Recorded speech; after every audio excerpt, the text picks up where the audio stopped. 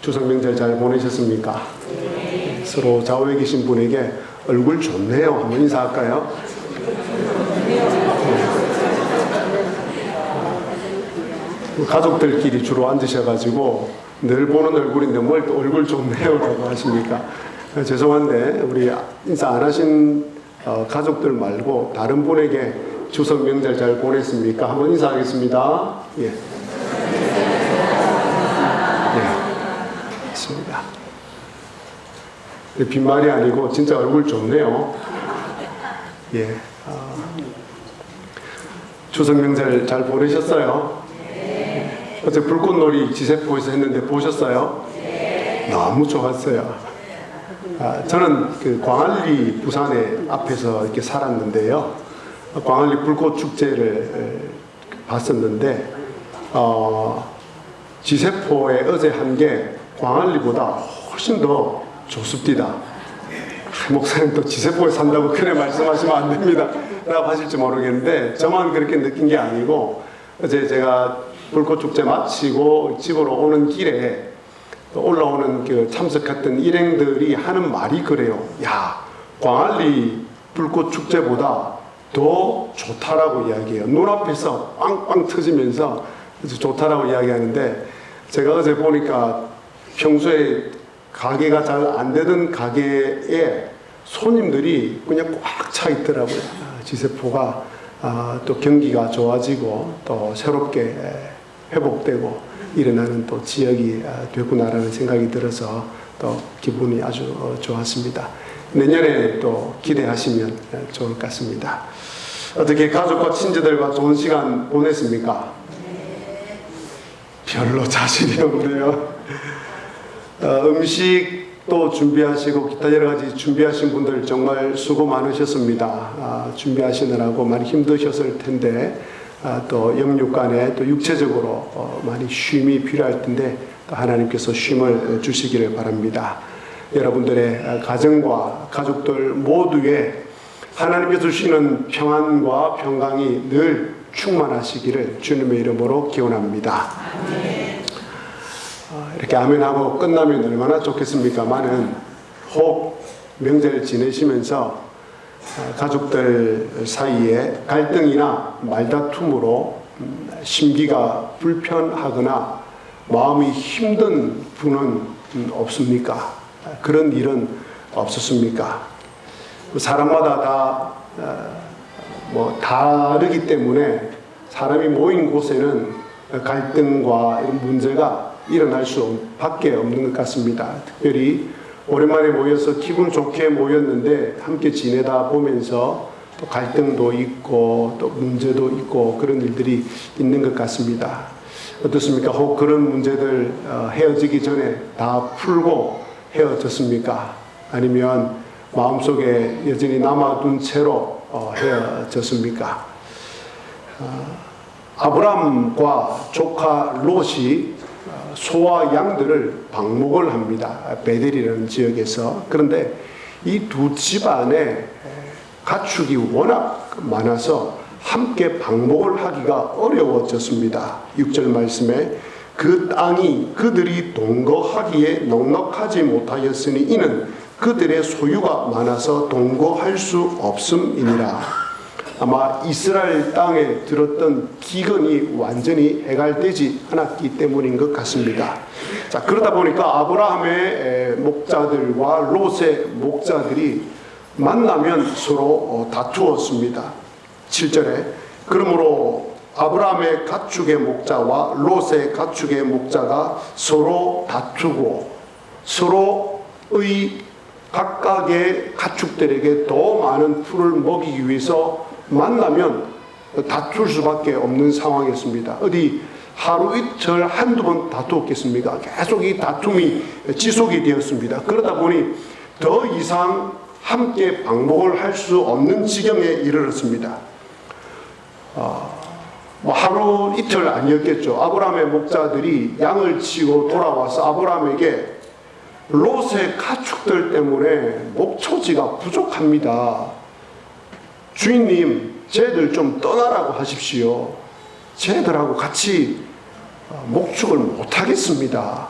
라고 불평을 하고 짜증을 내는 일들이 계속 늘어났습니다. 이런 보고를 들은 아브라함이 속으로 생각을 합니다. 아니, 조카 롯 이 녀석 뭐하고 있지?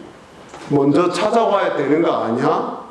나이도 나보다 어리고 촌수도 내 조카뻘 되는데 먼저 찾아와서 삼촌인 나에게 미안하다고 말해야 되는 거 아니야? 그리고 자신이 다른 목초지를 찾으러 갈 테니까 형님이 이곳에 계십시오. 또 형님 가축이 나보다 훨씬 많으니까 형님이 이곳에 계십시오. 저는 떠나겠습니다. 뭐 이 정도 제스처나 이런 액션이라도 좀 보여줘야 되는 거 아니야? 계속해서 문제가 심각하게 발생하는데도 이 조카라는 녀석이 올 생각을 안 하고 있네. 이런 생각을 아브라함이 했을 수도 있습니다. 이처럼 가까운 사이에서 문제가 생기고 갈등이 생기면 이와 비슷한 생각을 할 수 있습니다.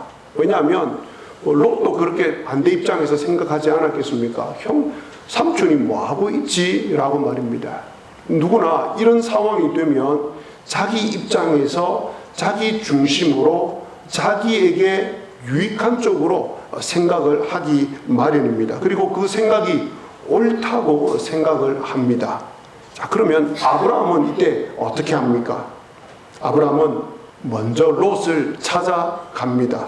8절에 아브라함이 롯에게 이르되, 아브라함이 롯에게 먼저 찾아갑니다. 이처럼 가까운 사람 사이에 어떤 문제로 인해서 갈등이 생기면 그 문제가 풀리지 않으면 문제를 풀어야 할 사람은 어른입니다.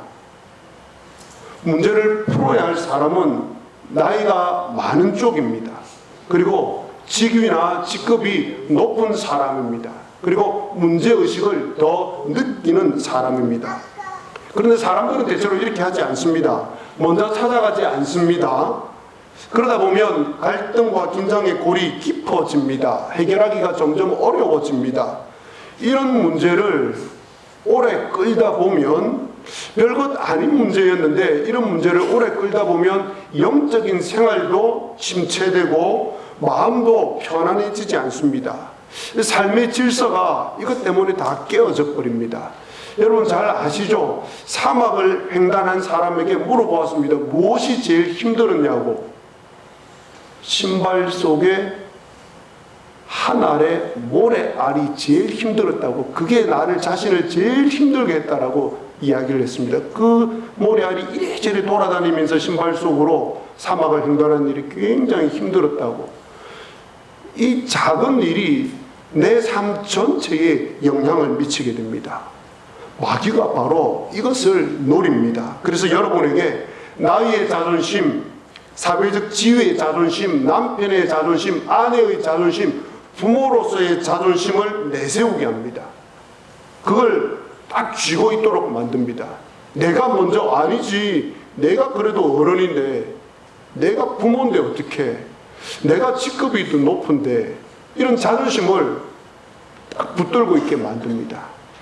특별히 상대방이 잘못하고 내가 잘했을 경우에는 더 심합니다. 잘못한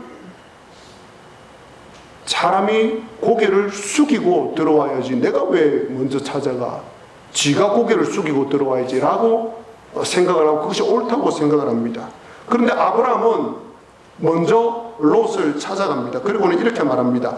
8절과 9절에 우리는 한 친족이라 나나 너나 내 목자나 너의 목자나 서로 다투게 하지 말자.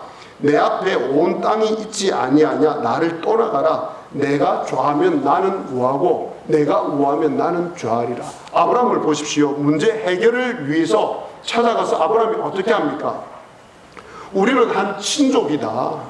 서로 목자들끼리 싸우게 하지 말자라고 합니다. 아브라함이 찾아가서 야 조카 롯, 너 그러면 안 돼. 사람이 나이도 어린 사람이 말이야. 또 너 내 조카잖아. 호통을 치지 않습니다. 책망하지 않습니다. 아주 부드럽게 이야기합니다. 우리 가족이잖아. 우리 친족이잖아. 우리 싸우면 안 되잖아. 목자들끼리도 서로 싸우게 하면 안 되잖아 라고 이야기를 합니다. 여기까지는 누구나 할 수 있는 것은 아니지만 그래도 좀 가능성이 있습니다. 그래, 나도 이 정도까지는 할 수 있겠다. 그런데 그 다음 아브라함이 어떻게 합니까? 자신이 손해를 봅니다. 이렇게 하기는 쉽지 않습니다. 아브라함이 가축이 훨씬 많습니다. 금과 은도 더 많고 그 연장자입니다. 촌수도 더 높습니다. 이런 상황에서 아브라함이 롯에게 네가 원하는 대로 먼저 땅을 택해라. 네가 이쪽을 택하면, 네가 이 땅을 택하면 내가 떠날게. 이게 쉽지 않습니다. 아브라함이 그렇게 합니다. 손해를 봅니다. 그런데 이런 상황이 되면 말이라도 아닙니다. 삼촌이 먼저 선택하십시오. 삼촌의 가축이 저의 가축보다 더 많으니까 삼촌이 먼저 선택을 하십시오 라고 해야 되는데 롯이 전혀 그렇게 하지 않습니다. 롯이 그 말을 듣자마자 주변을 딱 둘러봅니다. 주변을 둘러보니까 저 소돔과 고모라 쪽의 땅이 굉장히 좋습니다. 물이 넉넉했습니다. 풀이 많았습니다. 그래서 삼촌에게 삼촌 내가 저쪽으로 갈게요 라고 이야기를 합니다. 그런데 그 땅이 오늘 성경에 보면 여호와의 동산 같고 애굽 땅과 같이 기름진 애굽 땅과 같다고 이렇게 표현을 하고 있습니다. 정말 좋은 땅이었다는 겁니다. 아브라함 입장에서 보면 아브라함도 그것을 받지 않겠습니까? 그 땅을 속으로 얼마나 아쉬웠겠습니까? 저 녀석이 저 좋은 땅을 가져가려고 하는구나. 그래도 롯이 괘씸했을 수도 있지 않겠습니까?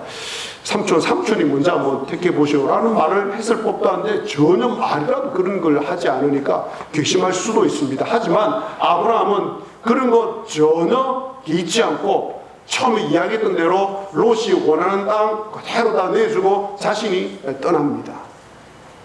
바로 이것이 하나님께서 오늘 우리에게 들려주시는 그리스도인의 모습입니다. 갈등을 해결하려면 상대방이 이익을 보도록 해야 됩니다. 내가 가지고 있는 기득권을 내려놓아야 합니다. 그래야 갈등이 풀리고 긴장이 풀리고 문제가 해결이 됩니다. 이런 결정을 잘 하려면 배짱이 있어야 합니다. 아닌 말로 그래 롯 다 가져가라. 좋은 땅 너 싹 다 가져가라 라고 할 수 있는 배짱이 있어야 됩니다. 여러분이 저나 이 이스라엘의 이 지금 베델의 땅 기온과 기후와 이런 것들을 잘 몰라서 우리가 그렇게 충격을 받지 않는데 이 땅은 비가 잘 오지 않는 땅입니다. 목초지를 구하기가 굉장히 어려운 땅입니다. 물이 귀한 땅이기 때문에 눈에 뻔히 보이는 그 땅을 다 내어줘 버리고 나면 아브라함과 그 많은 가축들은 힘들 수밖에 없습니다. 그런데 그 좋은 땅을 다 내어주려면 배짱이 있어야 됩니다. 어떤 배짱이 있어야 됩니까? 천지를 창조하신 하나님께서 나를 지키신다. 천지를 창조하신 그 하나님께서 나를 돌보신다라는 그 믿음의 배짱이 있어야 합니다. 아브라함이 애굽에 내려갔다가 그 하나님을 경험을 하거든요. 그래서 그 하나님을 믿고 지금 이 배짱을 부리는 겁니다. 그래 롯 좋은 땅 다 가져가라. 애굽에 내려갔더니 하나님께서 나를 이렇게 도우셨다라는 것을 경험을 했기 때문에 그렇습니다. 혹 추석에 가족들과 모였다가 기분 좋게 모였다가 이러저러한 일로 다툰 가족들이 있습니까? 심기가 불편한 상태로 헤어진 가족이 있습니까? 갈등을 봉합하지 않은 채로 헤어진 가족이 있습니까? 또 뿐만 아니라 우리 교회 안에 서로에 대해서 그런 풀리지 않은 갈등을 가진 채로 살아가고 있는 분들이 있습니까? 아니면 가족 사이에 여전히 이런 문제, 부부 사이에 풀리지 않는 문제를 가지고 그냥 덮어만 두고 살아가고 있는 가족이 있습니까? 나이 많으신 분이 먼저 찾아가십시오. 직급이 높은 분이 먼저 찾아가십시오. 지위가 높은 분이 먼저 찾아가십시오. 문제의식을 많이 느낀 사람이 먼저 찾아가십시오. 그리고 부드럽게 이야기하십시오. 우리 부부잖아. 우리 한 가족이잖아. 우리 교회 안에 한 가족이잖아. 우리 서로 싸우면 안 되잖아. 그리고 나서 그 다음이 중요합니다. 손해를 보십시오. 손해를 보십시오. 손해를 보지 않으면 문제는 해결되지 않습니다. 손해를 보십시오. 이쯤 설교하고 나면 마음이 불편하고 괴롭습니다. 또 나보고 먼저 찾아가라고 하네. 또 나보고 손해보라고 하네. 또 나보고 먼저 희생하라고 하네. 정말 힘들다. 예. 듣는 여러분도 힘드시겠지만 전하는 저도 힘듭니다. 저도 이렇게 설교를 할 수 있어도 이거 실천하기가 저도 힘듭니다. 어떻게 할까요? 우리 그냥 이대로 살지 말고 우리 하고 싶은 대로 살아갈까요? 그냥 우리 하고 싶은 생각대로. 그러면 속으로 골마서 내 삶이 엉망입니다. 삶의 기쁨과 평안이 없습니다. 해결을 하셔야 됩니다. 힘든다고 난 할 수 없어 라고 문제를 해결하지 않으면 역으로 내가 손해보고 먼저 머리 숙이고 들어가서 얻게 된 그 엄청난 유익과 축복과 평안을 내가 얻지를 못합니다. 자, 그러면 어떻게 하면 이 힘든 일을 잘 할 수 있겠습니까? 예수님께서 산상보훈에서 복 있는 사람에 대해서 말씀하시면서 5장 9절에 이렇게 말씀하십니다. 마태복음 5장 9절에 화평하게 하는 자는 복이 있나니, 화평하게 하는 자가 복이 있다고 하시면서 그 사람이 하나님의 아들이라 일컬음을 받게 된다고 말씀하십니다. 예수님께서는 죄인된 저와 여러분과 화평을 이루기 위해서 어떤 희생을 치르셨습니까? 어떤 손해를 감수하셨습니까? 먼저 우리를 찾아오셨습니다. 그분이 먼저 우리를 찾아오셨습니다. 죄는 우리가 지었는데 주님이 먼저 찾아오셨습니다. 그냥 찾아오신 것이 아니라 창조주께서 인간의 몸을 입고 이 피조 세계에 오셨습니다. 30년 동안 그 창조주로서 인간의 굴레 속에 갇혀 사셨습니다. 거기서 멈추지 않으셨습니다. 채찍과 조롱을 다 받으시고 십자가에 달려 돌아가셨습니다. 왜요? 저와 여러분과 화평을 이루시려고, 화목하게 하시려고, 저와 여러분을 구원하시려고, 저와 여러분을 하나님의 백성, 하나님의 자녀 되게 하시려고 그리하셨습니다. 화평케 하신 이 주님의 은혜로 인하여서 우리가 이런 엄청난 축복을 얻었습니다.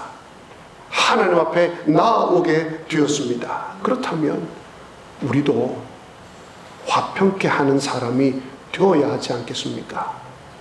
내 안에, 여러분 안에 화평케 하신 그 예수 그리스도가 계신다면 그 예수 그리스도께서 여러분 마음속에 끊임없이 충동질합니다. 화평케 하는 사람이 되라고, 아브라함처럼 먼저 찾아가라고, 손해를 보라고, 내가 너를 위해서 화평케 하기 위해서 내가 십자가에 달리지 않았냐고 하나님께서 우리 마음속에 충동질합니다. 우리 마음 문을 두드립니다. 실천하라고 합니다. 행동하라고 합니다. 바라옵기는 이 화평케 하신 주님을 모신 자로서 화평케 하는 자로 살아가는 여러분에게 하나님께서 놀라운 은혜와 축복을 베풀어 주시기를 주님의 이름으로 기원합니다. 아멘. 우리 이 시간 한번 기도하실 때 가족이나 가정 안에서 혹은 교회 안에서 직장 안에서 여전히 갈등과 문제가 남아있는 부분이 있다면 오늘 이 말씀을 들으시면서 주님께서 주신 힘 가지고 실천할 수 있는 용기를 주십시오. 그래서 문제가 해결되고 갈등이 해결되어서 하나님께서 참 제게 놀라운 은혜와 축복을 주시는 것을 경험하게 하여 주옵소서. 하나님 찾아가서 화해하고 화평케 할 수 있는 그런 사람 되게 하여 주옵소서. 우리 다 같이 함께 기도하시겠습니다.